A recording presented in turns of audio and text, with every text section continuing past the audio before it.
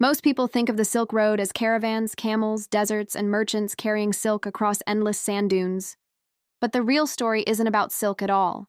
It's about money, power, and the hidden economic forces that shaped the ancient world. The Silk Road was not a road. It was a global network that connected China, Persia, India, Arabia, and Rome.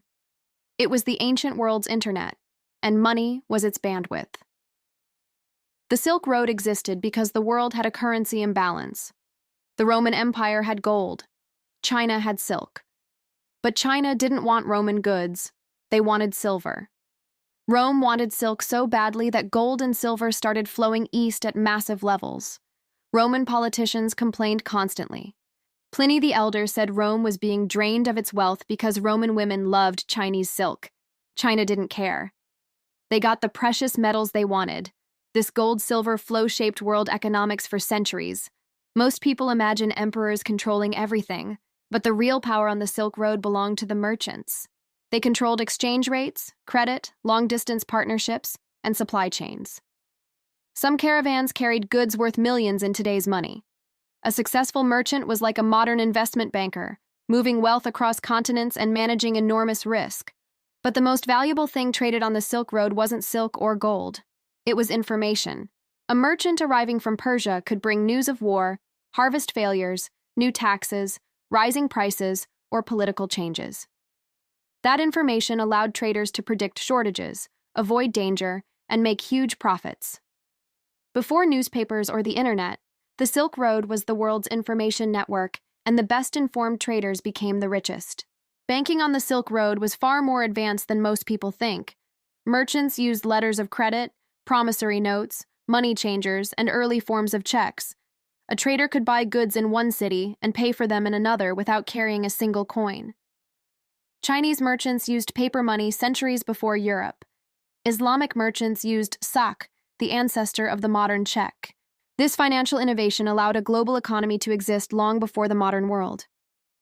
Every empire along the route wanted control of trade because trade meant wealth.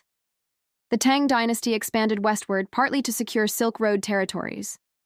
The Abbasid Caliphate became rich by taxing caravans.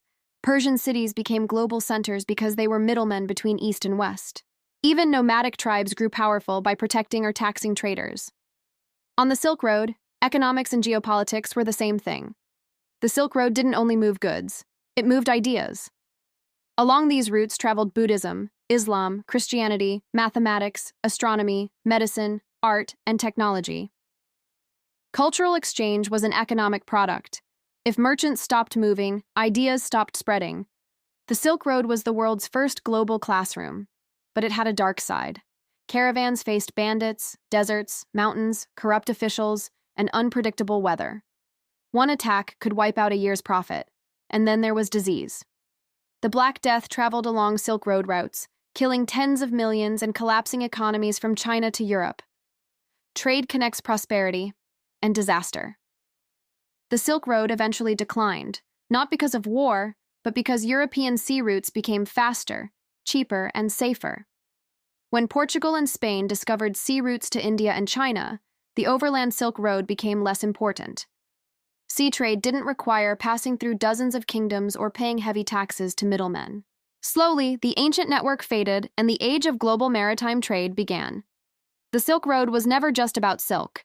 It was the first global economy, driven by currency flows, merchant power, financial innovation, and cultural exchange. It teaches us that wherever goods travel, ideas travel. Wherever money flows, power flows. And whenever trade connects people, civilizations rise. History isn't dead. It's the blueprint of our modern world. And the Silk Road is one of the clearest reminders that economics has always shaped human destiny.